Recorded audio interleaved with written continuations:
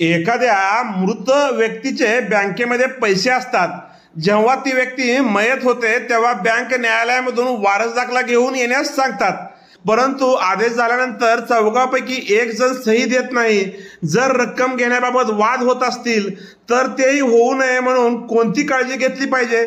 नमस्कार, मी ॲडव्होकेट विशाल गावडे, कोर्ट कचेरी। बँकेमध्ये मयत व्यक्तीची रक्कम असेल, त्यामध्ये उदाहरणार्थ 4 हिस्सेदार असतील व चौघांनी मिळून ती रक्कम मिळण्यासाठी वारस प्रमाणपत्राची मागणी केलेली असेल, तर वारस प्रमाणपत्राची मागणी करणाऱ्या अर्जामध्ये चौघांचे प्रत्येकी 1.4 हिस्से आहेत आणि प्रत्येकाला स्वतंत्रपणे 1 हिस्साने पैसे द्यावे असे त्या अर्जामध्येच मागणी करा व तसाच स्वतंत्र आदेश करण्याबाबत मेहरबान कोर्टाला विनंती केली पाहिजे।